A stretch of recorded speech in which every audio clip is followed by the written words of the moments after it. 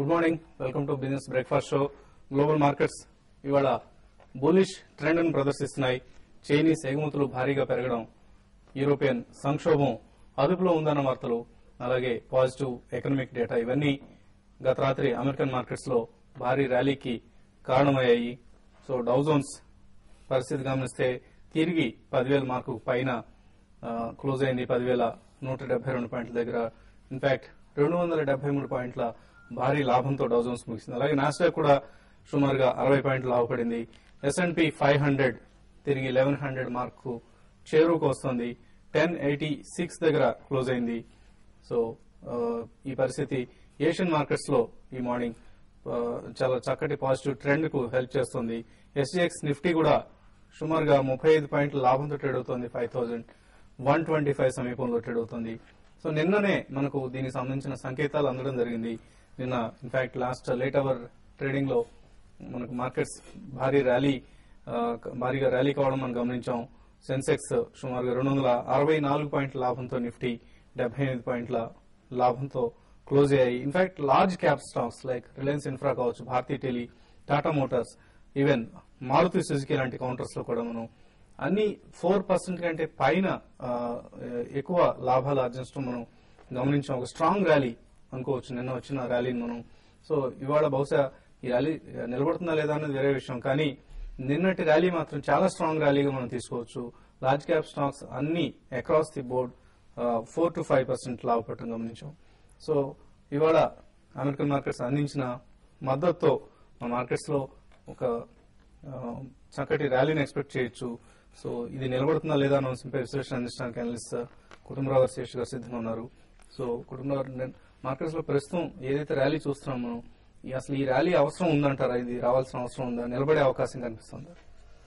ఒక్కటండి, యాక్చువల్గా అయితే over due అని అంటారు. ఎందుకంటే మనం చూసాం గ్లోబల్ ఫ్లక్చుయేషన్స్ ఏవైతే ఉన్నాయో, కపుల్ ఆఫ్ ఇండివిజువల్ స్టాక్స్ తోటి ఫ్లక్చుయేషన్ రావడం కూడా చూసాం. లైక్ వెనస్డే నాడు అక్కడ British petroleum, BP oil spill concerns వల్ల దాదాపు 16% పడతాం. దాంతో దాదాపు 135-140 పాయింట్స్ అప్ ఉన్న డౌ జోన్స్ -40 క్లోజ్ అవటం చూసాం. స్టిల్ వెనస్డే నాడు మనం రీకాల్ చేసుకుంటే నేను క్లియర్ గా చెప్పాను, డూ నాట్ గో షార్ట్ ఈ మార్కెట్ లో. ఎందుకంటే delivery volumes first time pick up అవుతున్నాయి. అంటే ఎంతో కొంత కాన్ఫిడెన్స్ డెలివరీ బేసిస్ లో కాస్త రిస్టోర్ అవుతుంది అనమాట. కాస్త ఇన్స్టిట్యూషనల్ ఇన్వెస్టర్స్ అవనండి, HNIs లో గానే ఉండండి. అయితే ఇటు గ్లోబల్ మార్కెట్స్ వస్తే నిన్న మళ్ళీ బ్రిటిష్ పెట్రోలియం అక్కడ 13% జంప్ అవటం, along with that other capital goods companies like caterpillar కానీ, షెవ్రాన్ కానీ ఇవన్నీ పెరగడంతో డౌ జోన్స్ దాదాపు 275 పాయింట్స్ పెరగడం కూడా చూసాం. యూరో కూడా దాదాపు 1.31 లెవెల్స్ కి వచ్చిందనమాట against dollar after very long time. That is European central bank chairman ఎవరైతే ఉన్నారో ట్రిచెట్ ఆయన చెప్పటం లిక్విడిటీ ప్రాబ్లం లేదు అని అంటాం. దాంతో స్పానిష్ బాండ్ ఇష్యూ కూడా యాడిక్వేట్ గా సబ్స్క్రైబ్ కావటం కాస్త కాన్ఫిడెన్స్ రిస్టోర్ చేసింది. అండ్ జనరలీ ఒకటైతే మనం చూస్తే గ్లోబల్లీ కాస్త ఓవర్ డన్ ఈ యూరోపియన్ కన్సర్న్స్, డబుల్ డిప్రెషన్ వస్తుంది, తిరిగి బ్యాక్ 2008 డేస్ వస్తాయి అనేది ఓవర్ ప్లే చేశారని చెప్పేసి క్లియర్ గా అనిపిస్తోంది. ఎందుకంటే ఎంప్లాయ్మెంట్ డేటా యుఎస్ది పెద్దగా మ్యాటర్ కాకపోయినా చైనీస్ ఎక్స్పోర్ట్స్ పెరిగినాయి అంటే, మార్కెట్స్ జంప్ అయినాయి అంటే ఎంత ఇంపార్టెన్స్ చైనాకి ఇవ్వాలో ఇప్పుడు అర్థం చేసుకోవాలన్నమాట. అండ్ ఎంత ఇంపార్టెన్స్ ఓవరాల్ గా ఏషియాకి ఇవ్వాలో. అండ్ ఏషియాలో China and India major players అవడంతో ఈ రెండు ఎకానమీస్ లో ఏమన్నా కన్సర్న్స్ ఉంటేనే గ్లోబల్ మార్కెట్స్ వీక్నెస్ కి దారి తీయాలి నెక్స్ట్ టైం.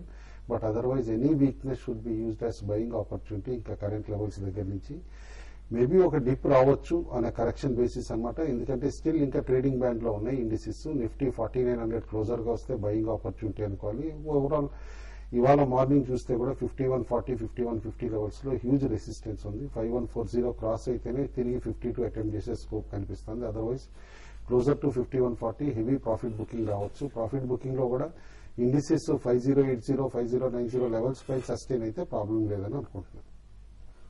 ఓకే అండి. సో షార్ట్ సెల్లర్స్ పరిస్థితి ఎలా ఉంది? షార్ట్ సెల్లర్స్ ట్రాప్ అయినట్లుగా అనిపిస్తుంది. డెఫినెట్ గా అంటే నిన్న మార్కెట్ లో చూస్తే బాగా ర్యాలీ అనేది మొత్తం దాదాపు 70% కూడా షార్ట్ సెల్ లో కవర్ చేయడం వల్ల వచ్చిన ర్యాలీ అని చెప్పొచ్చు. నేను చూస్తే హెవీగా ఏ టైంలో కూడా మార్కెట్ ఒక చిన్న డిప్ కూడా రాకుండా మార్కెట్ కంటిన్యూగా నేను ఆఫ్టర్నూన్ సెషన్ లో కంటిన్యూగా పెరగడం జరిగింది. ఎప్పుడైతే యూరోప్ మార్కెట్లు మైనస్ నుంచి ప్లస్ రావడం, తర్వాత డౌ ఫ్యూచర్స్ కూడా ఫ్లాట్ గా ఉండి అక్కడి నుంచి పెరగడం, ఇవన్నీ కూడా ఏంటంటే నిన్న మార్కెట్ లో షార్ట్ కవరింగ్ అనేది బాగా రావడం జరిగింది. అయితే ఇప్పుడున్న పరిస్థితిలో షార్ట్ సెల్ అనేది ఇప్పుడు 51 ఇంతకుముందు కూడా చెప్పడం జరిగింది, 5150 ఆ లెవెల్లో మార్కెట్ లో బాగా రెసిస్టెన్స్ ఉంది, అక్కడికి వస్తే షార్ట్ సెల్ చేయొచ్చు అని. అయితే ఇప్పుడున్న పరిస్థితిలో ఈవెన్ 5150 కూడా దాటడానికి కూడా అవకాశాలు మార్కెట్ లో కొంత కనపడుతున్నాయి. ఎందుకంటే మరీ ముఖ్యంగా గ్లోబల్ మార్కెట్స్ పక్కన పెడితే మన మార్కెట్ చాలా స్ట్రాంగ్ ఉందని కనపడుతుంది, చాలా స్ట్రాంగ్ ఉంది. ఏమాత్రం చిన్న పాజిటివ్ న్యూస్ వస్తే గ్లోబల్ గా మన మార్కెట్ ఫస్ట్ మార్కెట్ ముందుగా చాలా ఫాస్ట్ గా పెరిగే మార్కెట్ గా కనపడుతుంది. ఇంకోటి మన రీసెంట్ హై స్కోర్ చూస్తే మధ్య చాలా తక్కువ పడింది కాబట్టి మధ్య చాలా స్ట్రాంగ్ గా రీబౌండ్ కావడానికి అవకాశం ఉంది. ఒకవేళ ఈ రోజు ఐఈపీ డేటా ఇవన్నీ కూడా ఈ రోజు ఉన్నాయి కాబట్టి ఒకవేళ నిఫ్టీ ఈ రోజు క్లోజింగ్ బేసిస్ లో ఒక 5150 పైన సస్టైన్ కాలేకపోతే షార్ట్ సెల్ వాళ్ళు ఇక్కడ ఫ్రెష్ గా షార్ట్ సెల్ చేయమంటారు. ఒకవేళ 5150 పైన సస్టైన్ అయితే మాత్రం ఫ్రెష్ షార్ట్స్ మాత్రం వద్దని చెప్తాను. ఏదైనా కూడా మార్కెట్ లో ఇక్కడ నుంచి కొంత ఒక చిన్న డిప్ రావడానికి అవకాశం ఉంది. నిన్న మొన్న పెరిగింది కాబట్టి ఒక డిప్ నెక్స్ట్ ఈ రోజు కానీ నెక్స్ట్ వీక్ కానీ డిప్ రావడానికి అవకాశం ఉంది. ఆ డిప్ లో 5050 స్టాప్ లాస్ పెట్టుకుని ఇంకా లాంగ్ వెళ్ళడం బెటర్. అయితే బయింగ్ చేసినా కూడా ఇది డిప్ లో బై చేయమని చెప్తాను, కానీ ఈ లెవెల్లో మాత్రం కొంత బయింగ్ అవాయిడ్ చేయండి. కొంచెం మార్కెట్ పెరిగినప్పుడు సెల్ చేయమని, తర్వాత ఒక 100 పాయింట్స్ కిందకు వస్తే బై చేయొచ్చు. ఈ విధమైన ట్రేడింగ్ రేంజ్ లో మార్కెట్ కొనసాగే అవకాశం ఉంది. ఓకే అండి, కొంతమంది కాలర్స్ ప్రస్తుతం లైన్ లో ఉన్నారు. వంశీ సికింద్రాబాద్ నుంచి లైన్ లో ఉన్నారు. వంశీ గారు. హలో శేషు గారు, గుడ్ మార్నింగ్ అండి. గుడ్ మార్నింగ్ అండి. ఈ కల్పతర్ పవర్ వచ్చేసి ఒక 3 months బ్యాక్ తీసుకున్నాం అండి, 1035 లో తీసుకున్నాము. అయితే ఇది ఇప్పుడు మార్కెట్ పెరిగినా అసలు పెరగడం లేదు, అది ఒక రేంజ్ లోనే ఉంటుంది. ఇప్పుడు ఇంకో 1 month వరకు అలా హోల్డ్ చేయగలం అండి. ఇది ఏంటి, ఏమైనా బ్యాడ్ న్యూస్ ఏమైనా ఉన్నదా, లేకపోతే హోల్డ్ చేసుకోమంటారా, తీసేయమంటారా? కల్పత రూపాయలు బ్యాడ్ న్యూస్ ఏం లేదండి. ఇప్పుడు మార్కెట్ లో యాక్టివిటీ చూస్తుంటే లాస్ట్ 1 month 1.5 month లో యాక్టివిటీ చూస్తే ఒక ఇండెక్స్ బేస్డ్ స్టాక్స్ పెరగడము, తర్వాత ఇండెక్స్ బేస్డ్ స్టాక్స్ పడడం, ఈ విధంగా ఇండెక్స్ లోనే యాక్టివిటీ కనపడుతుంది. తర్వాత ఇండెక్స్ పక్కన పెట్టి మిగతా కొన్ని యాక్టివ్ కౌంటర్స్ లో తప్ప అప్పుడున్న పరిస్థితుల్లో కొన్ని బ్యాంకింగ్ సెక్టర్ సంబంధించిన స్టాక్స్ ఉన్నాయి. ఇక పవర్ సెక్టర్ చూస్తే గత కొన్ని రోజులుగా పవర్ సెక్టర్ లో పెద్ద యాక్టివిటీ లేదండి. మీరు ఎన్టీపీసీ కానీ మిగతా అదర్ పవర్ స్టాక్స్ కూడా చూస్తే పెద్ద యాక్టివిటీ లేదు.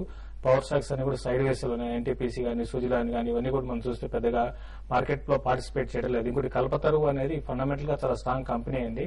బ్యాడ్ న్యూస్లు అంటూ ఏం లేవు. ఇవన్నీ కూడా ఏంటంటే మార్కెట్ లో లిక్విడిటీ బాగుండి తర్వాత మార్కెట్ లో బాగా అప్ ట్రెండ్ కి వచ్చి ఇక లిక్విడిటీ ఎక్కువైపోయినప్పుడు ఇటువంటి వాటిలో ఫ్రెష్ ఇన్వెస్ట్మెంట్ వస్తుంది. అప్పుడు ఈ స్టాక్ పెరిగే అవకాశం ఉంది. ఇప్పుడున్న పరిస్థితుల్లో ఈ స్టాక్ నెక్స్ట్ ఇంకా 1 month ఉన్న మంత్ కూడా ఇదే రేంజ్ లో ఇప్పుడున్న రేంజ్ లో కొనసాగే అవకాశం ఉందండి. అక్కడ మరీ 1 month 2 months కాకుండా కొన్ని రోజులు ఆగితే ఇది బాగా పెరిగే అవకాశం ఉందండి. ఓకే అండి, మరొక కాలర్ ప్రజ్ఞానిధి హైదరాబాద్ నుంచి లైన్ ఉన్నారు. హలో. హలో, చెప్పండి. చెప్పండి. నమస్తే అండి. నమస్తే అండి. ఇప్పుడు నాకు ఎంఎల్ఎల్ ఒకటి తీసుకున్నానండి, సన్ఫ్లాగ్ తీసుకున్నాము. ఏదండి? గుజరాత్ ఎన్ఆర్ఈ కోకో ఒకటి తీసుకున్నాము 3 నెలల క్రితం.